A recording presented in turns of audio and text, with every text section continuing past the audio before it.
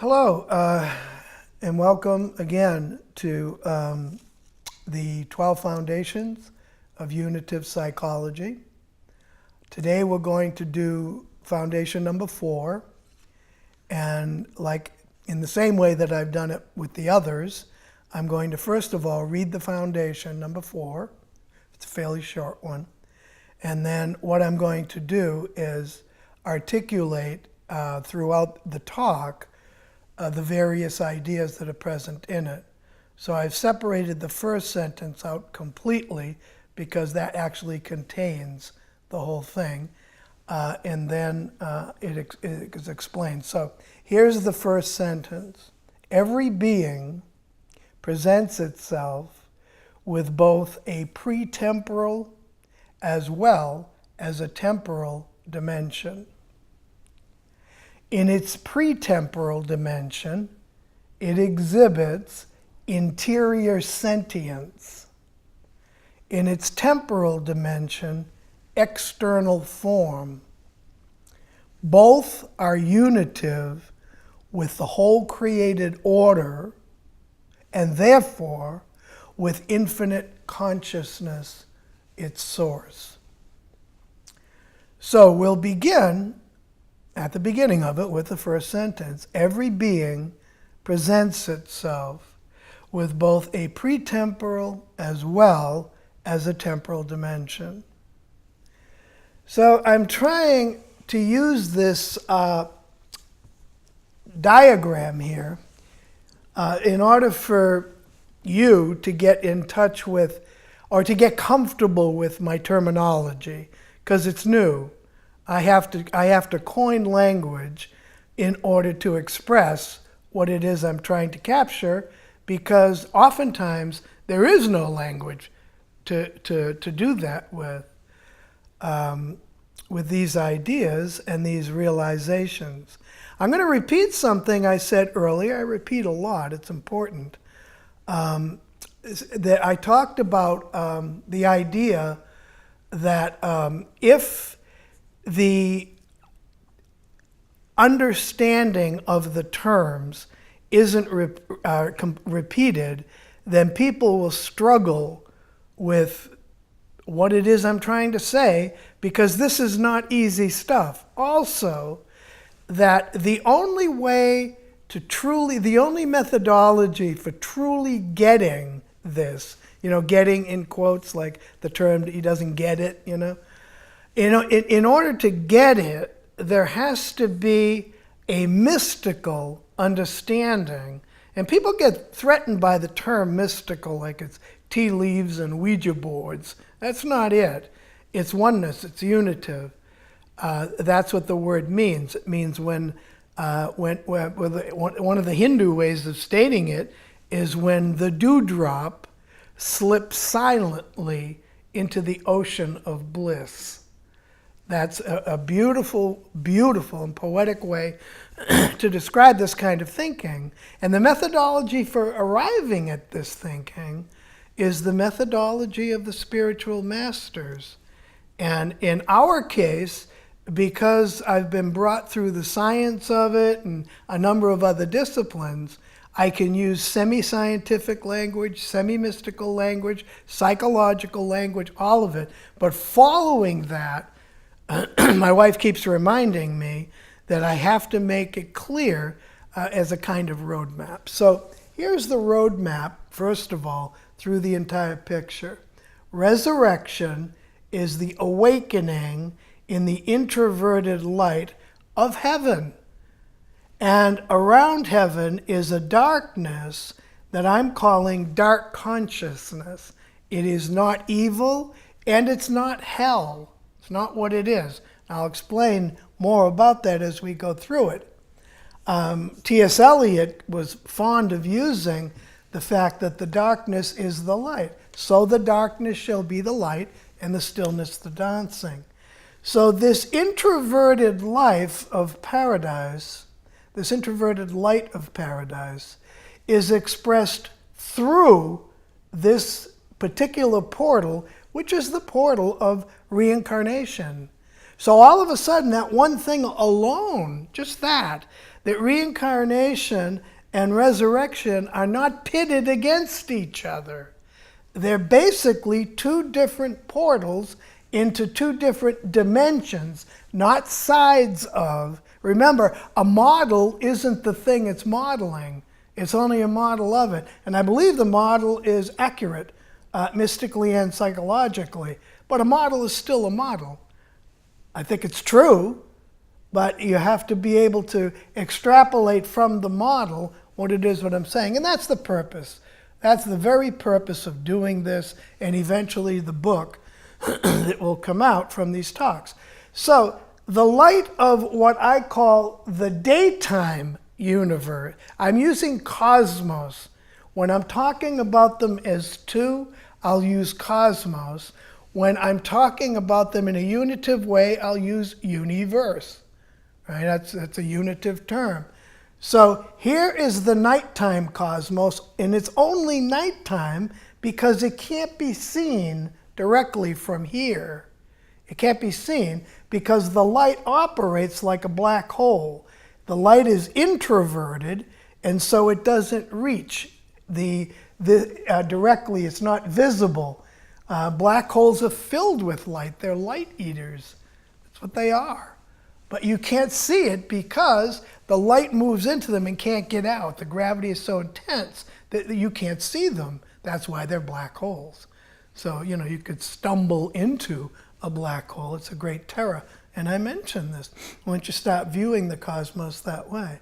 So, the nighttime cosmos, the daytime cosmos, this portal here is birth. I attempted it with a very sloppy magic marker, and it just looks like a bunch of hieroglyphics, but the word is births. So that's how the whole thing moves. On the psychological end of things, I'm moving from Jung's notion of a collective unconscious, an intelligence throughout the universe at every level in the created order.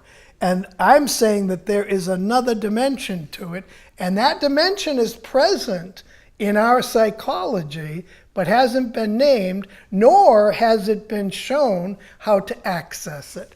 I'm calling it the profound unconscious. It's another zone underneath the collective unconscious. So in Jungian terms, if we were to add the profound unconscious, it would be consciousness, personal unconscious, collective unconscious, profound unconscious. And in profound unconscious, if we go there, we're able to get a glimpse of this.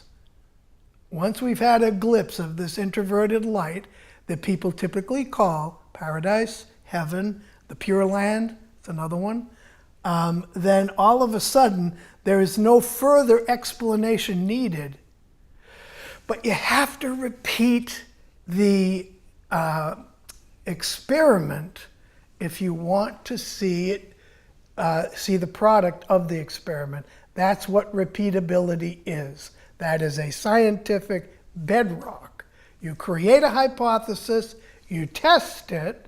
If it seems to be true, you announce it. Then other people test it in different places. And if it shows up everywhere to be true, then it moves from hypothesis to fact. Right?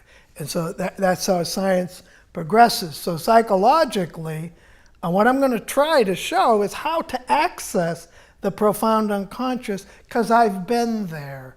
I've done it. And you can't prove that it's there, and you can't prove you've done it.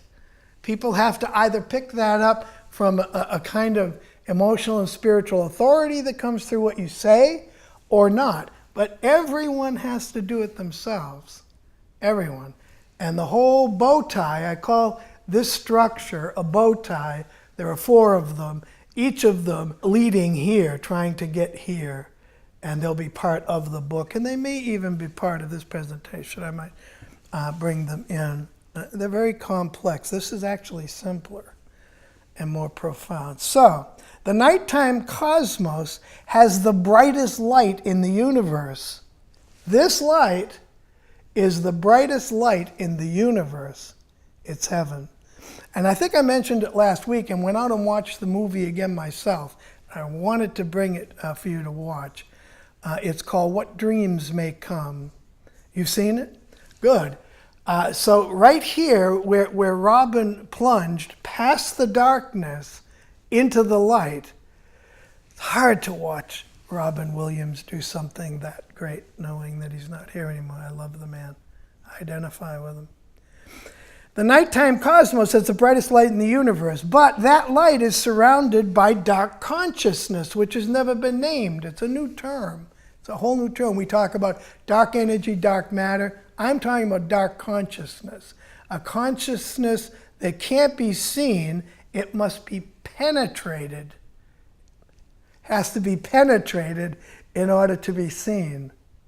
And that requires deep, deep, deep contemplation, which begins by having somebody name that it's actually there. You can't get to New York until you know it's there, until you know it exists.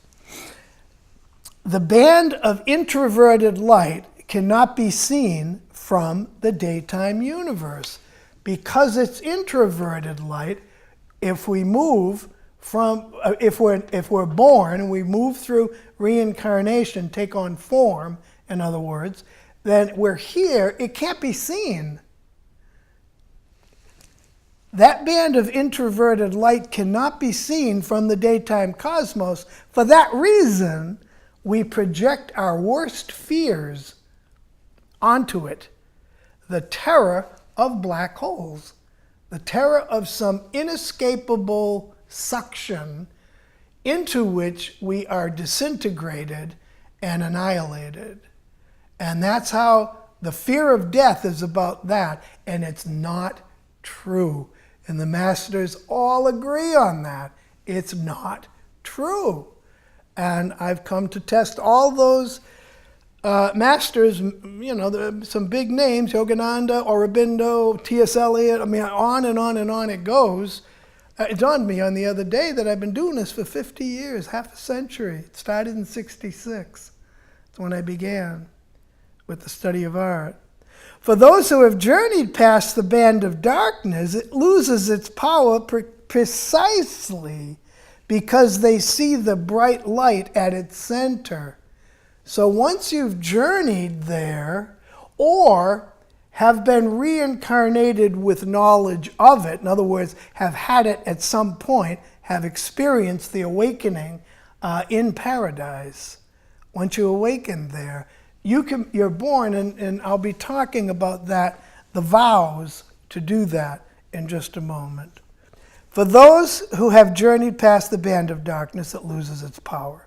So, the Bodhisattva vow is the vow to always return. It's a vow of eternal return, right? Until everything in the cosmos is what your prayer was before this, awakened. Everything is awakened, and every sentient being is present to its sentience. So, to always return from that light to help rescue those in the daytime cosmos imprisoned by their own ignorance, because that's what the darkness is. It's spiritual ignorance.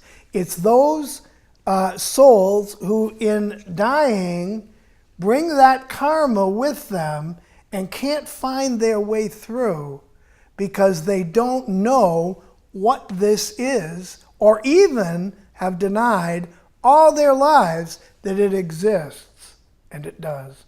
And it's always important to remember, too, this is one universe.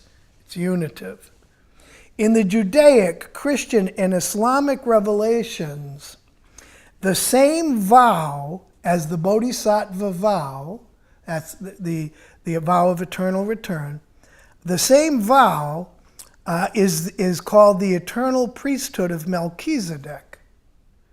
And you see that in the Gospels. You are a priest forever in the order of Melchizedek. It's an eternal priesthood. And frankly, these things are hard to say, but they're true. I am myself one such priest. That's where my priesthood lies, is in the eternal priesthood. And I have taken the vow both from its Eastern, its Bodhisattva point of view, and from its Western forms, the order of Melchizedek. I've taken both. And I take them, the fact that I've taken them very seriously, and I've never talked about this before with anyone other than Carol, my wife.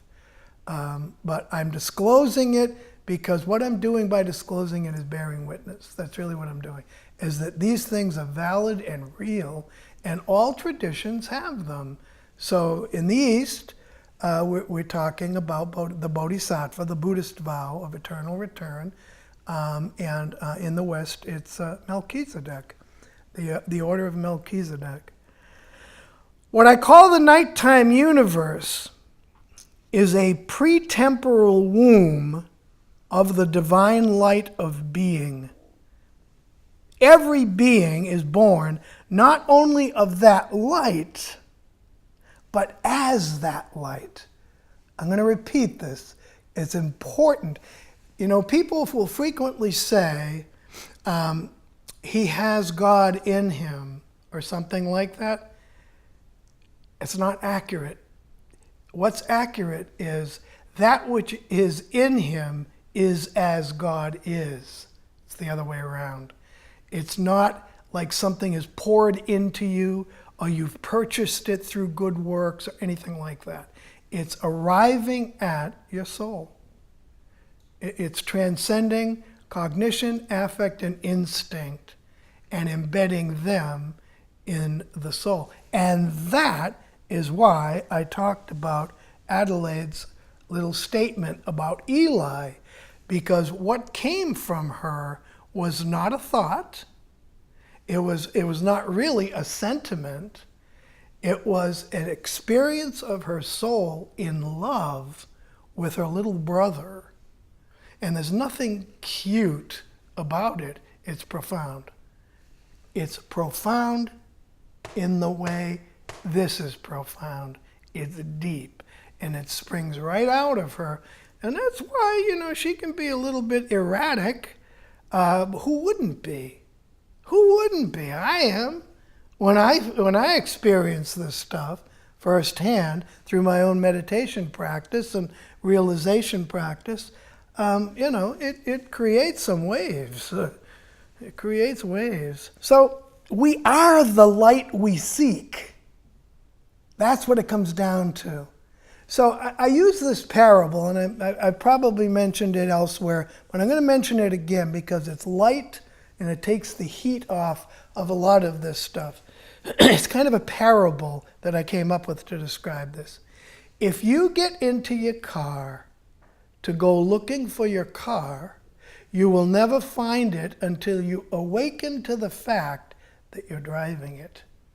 So whatever it is we think we're seeking, what we're doing really, if we seek sincerely, what we're doing is spiritual reading constantly from all traditions as a way to conceptualize the thing. But in fact, at some point, if that is just knowledge, if it's just cognitive, it's a waste of time and a waste of breath. You have to, we have to. And in fact, if we're going to survive as a species and as a planet, we have to awaken to the divine nature which abides in you. And all of the masters at one point or another have been accused of some kind of spiritual pride, like, oh, so you're God? Like, no, but what God is, I am. What God is, I am. And each of us is. And not only that, all sentient beings, all of them. And not only that, but the non-sentient beings that provide the support, the soil, the air, the water, the rocks, everything. It's all part of the profound unconscious. So Thomas Berry, I've written this further on, but I'll probably cover it now. Thomas Berry used to quote Aquinas in saying, to me, the order of creation, the order of salvation, and the order of beatification, sainthood, must identify. And I looked at the same puzzled look that you're looking at me with, and I wanted to say, what? He explained them. He saw my confusion. What he meant was, everything created must be understood to be eternally created, from the eternal and forever, and that is what emerges as the heavenly state, beatification. To beatify is to make holy. That's what the word is.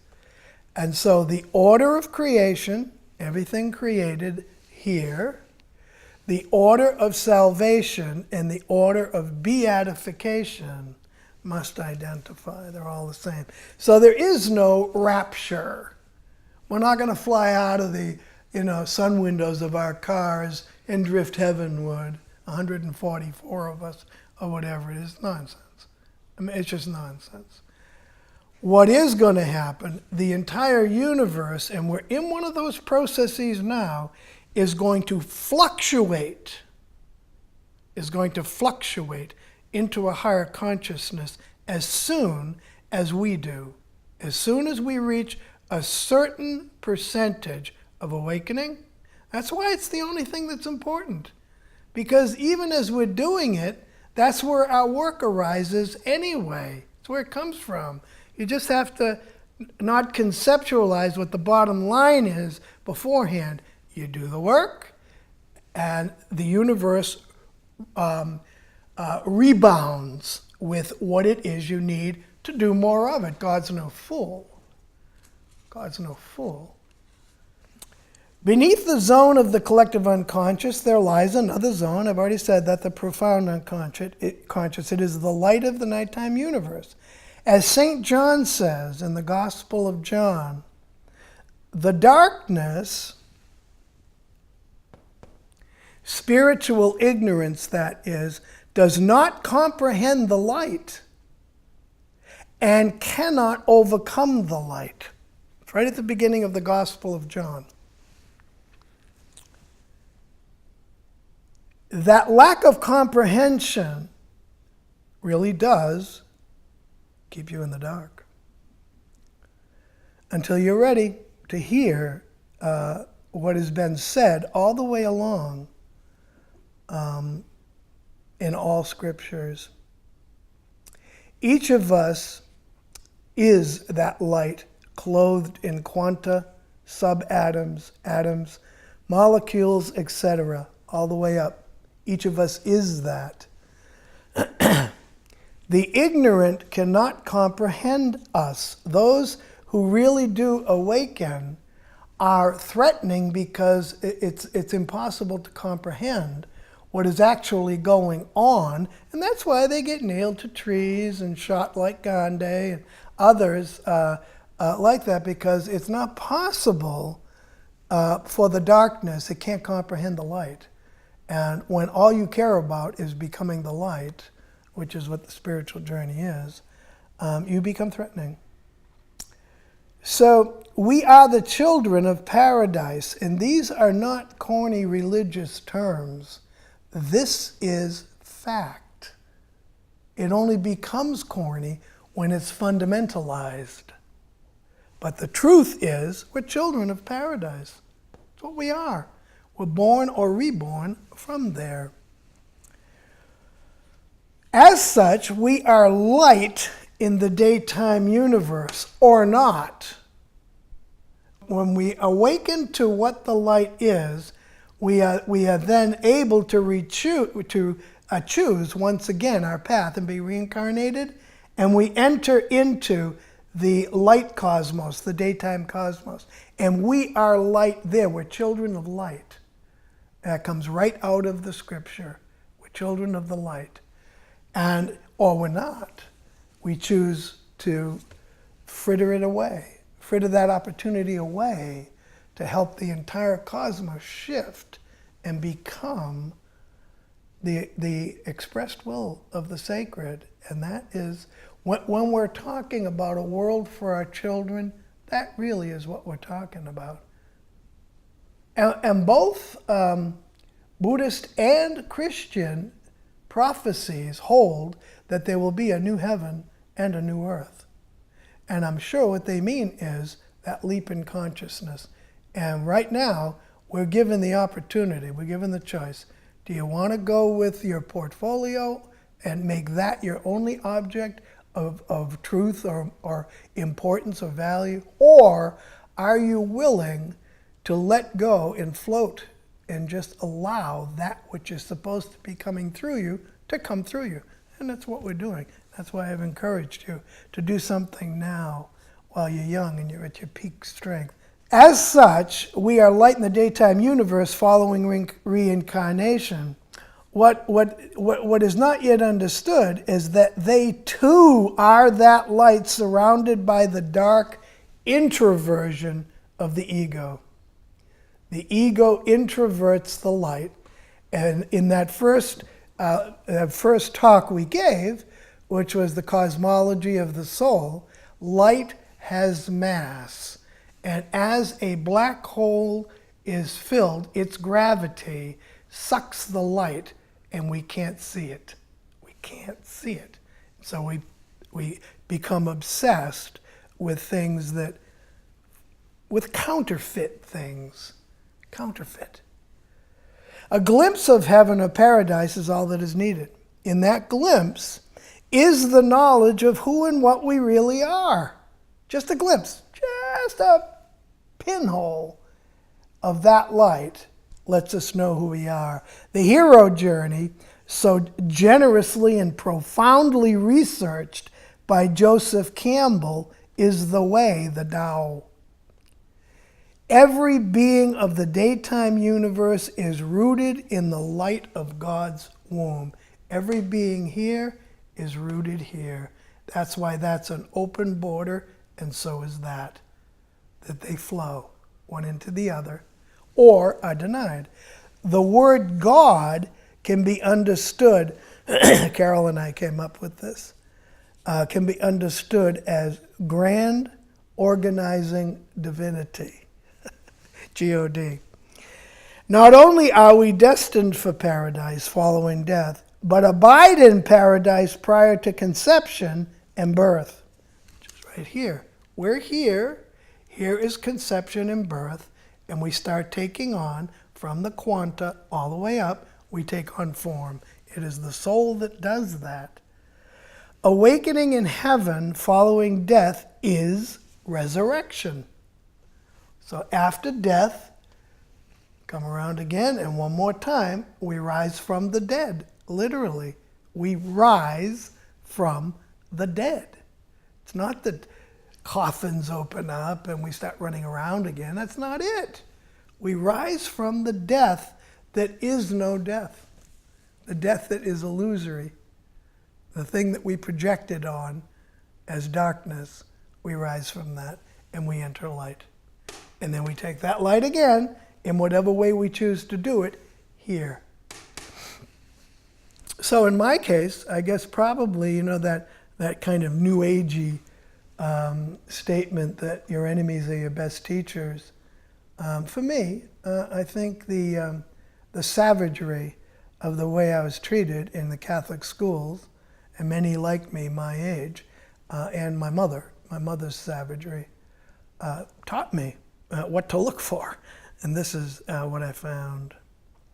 Awakening in heaven following death is resurrection from the dead. We are never separate from the mind of God because our own being is that mind. The universal mind of God is the only grand unified theory. We ourselves know our place after death. Agnosis, or ignorance, the Greek word for ignorance, and of course agnostic comes from it. Gnosis is knowledge, agnosis is ignorance, of spiritual matters will cause us to be uncomfortable with the brightness of the light. We squint and remain in the introverted light of the black hole which surrounds it. Those who know the light will feel comfortable in being present to the light. That very comfort leads to reincarnation and awakening in the daytime cosmos. So what I'm saying is, those who have made it important have a memory of that as they move with their karma, good and bad karma. I call it weak and strong karma. We enter in, and those of us who are predominantly awake will feel comfortable here and glad to be there. Those who are not, who are really in the ignorance, agnosis, they will be stuck for a period of time here until something happens that draws them out. And I'll talk about that in just a moment. From there, we remember our eternal vows of return. From here, the memory comes back to us that we did, in fact, vow. So, I'll repeat again, both the nighttime and daytime cosmos are one in the universal field of the universe. We are never separated, never. It's only our own production of a blindness that keeps us in the darkness and makes us feel separated. We're not separate. We're part of the whole scheme, but boy, to feel separate. We resurrect with both our strong and weak karma. Weak karma is another term for spiritual ignorance. It's weak karma. Contemporary prophet Leonard Cohen notes that, quote, God pours mercy into hell. And this is what he's talking about here. There's no hopelessness there. There's terrible suffering not because you got ghosts eating you or any of that, but you're separate from what you know to be the real destination. You've set it up. You're stuck there for as long as it takes for you to disassemble the setup and walk into the light and become part of the answer and come here. It's another way of saying light into darkness or ignorance. There is no torment recorded by any culture as horrible as feeling unfit to enter the light, especially if we've had at least a glimpse of it at some point in our journey in the daytime universe. The Tibetan Book of the Dead seems true to me. Also, the term outer darkness seems true as well. Mercy can be transmitted from the daytime universe into the darkness surrounding paradise. Prayer can accomplish this miracle. So, it is the duty of those in the daytime universe to transmit the grace of prayer to those caught in the outer darkness. This becomes obvious in that those in darkness, are a component of our own profound unconscious. They're caught in us. They're caught in us. The dysfunction is the profound unconscious. So there is a zone in us that feels the darkness and feels the confusion of those who are there. Their ego voices can be heard by those in contact with their soul voices. If you listen with your soul, if we listen with our soul, we can hear them. It's a feeling, the feelings of despair that emerge out of the blue, the feelings of high anxiety. Much that is diagnosed by clinical psychology is not pathological. It's spiritual dysfunction. And I'm not a fundamentalist about it. I mean, schizophrenia is schizophrenia. True bipolarity is true bipolarity. But many who are diagnosed, and I meet many in the halls of the fellowships that, in fact, one last night, this brilliant guy, who wound up marrying a doctor, was talking about how many diagnoses were laid on him, and never once was he diagnosed as an addict or an alcoholic. And as soon as he had that diagnosis, all the others went away. He's completely medicine free. We're blunting overproduction of painkillers, overproduction of SSRIs, selective serotonin uptake inhibitors, Zoloft, Prozac, those. We numb people out, and they cannot get in touch with their own soul. They're blocked, just as though they were drinking or snorting methadone. It's horrible. The Catholic doctrine of purgatory was kinder than Dante's view of hell. People think that the Catholic view of hell is the Catholic Church takes no position on hell. They take no position on it. They talked about Gehenna, and that was a synonym for hell as it gets translated. But what really was, it was Dante in the 13th century who was very, very angry at the politics and the church politics surrounding him, and he devised all that thing. And it's magnificent, but it's all built on terror, terrifying people. So resurrection is the portal into paradise, and reincarnation is the portal into the created order. Our souls are the interior. This is where we get into the latter part now, the sentience of the, we're born with a temporal and a pretemporal. Our souls are the interior of our being as we enter time. Here, we take on form, and our souls remain the sentience. They are capable of sprouting. I struggled for a word that would be natural, but also capture what it's really like. And it's as though our souls can sprout new bodies, something like that. The soul has that capacity. And once the soul is sprouting from the quantum level up, DNA appears, and then there is this other messaging system within the body, cell to cell. In birth, we emerge from the profound unconscious into the collective unconscious. In the collective unconscious, or the daytime cosmos, we repeat in the sprouting the whole cosmologos, geologos, biologos, and anthropologos journeys. The painful practice of feticide.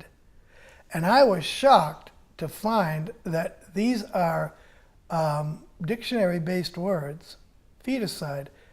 It was considered the killing of fetuses. It was a crime. Feticide. Can best be appreciated from this point of view. My own wife, Carol, suffered an attempted feticide on her being. So her uncle was a doctor.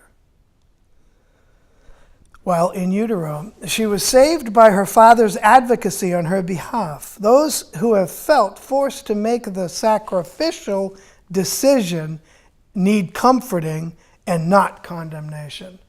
But nonetheless, it is what it is. And at the end of his life, my father-in-law, Brian, who was a multimillionaire in pounds, right, said that the one thing in his life that he was most proud of was saving Carol's life. Feticide, F-E-T-I-C-I-D-E. And again, this is not to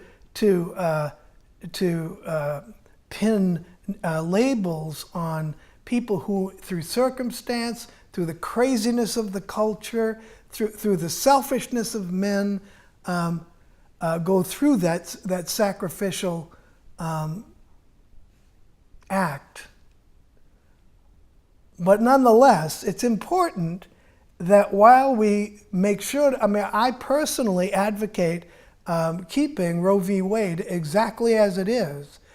We don't, we tried prohibition of alcohol. It kills a lot of people, right? But we found it wouldn't work. It had to be decriminalized. Same with tobacco. Lots of people die from tobacco, but it's decriminalized. It's not prohibited. Marijuana largely at this point, same thing. So the question is not whether or not we keep Roe v. Wade. The question is, how do we begin in the same way that we've educated about alcohol, about tobacco, about marijuana, how do we educate about that this might not be the best way to deal with human sexuality, and then advocate for those who have felt trapped into a decision to go ahead with it. They need comfort, not condemnation. Pope Francis has clearly recognized this truth. He gave a year, he declared a year of forgiveness through the parish priest. Usually it's a bishop's right only in that system.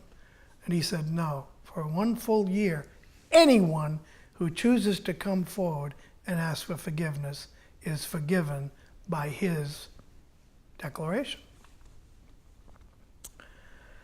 Marion Woodman, a Jungian analyst and daughter of a minister, advocates for this sacrificial understanding.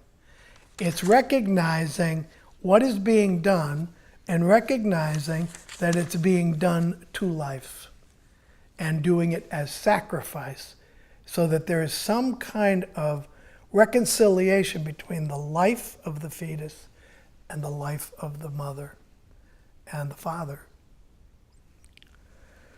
The interior sentience of our being arises from the sentience of primordial, paradisal mind.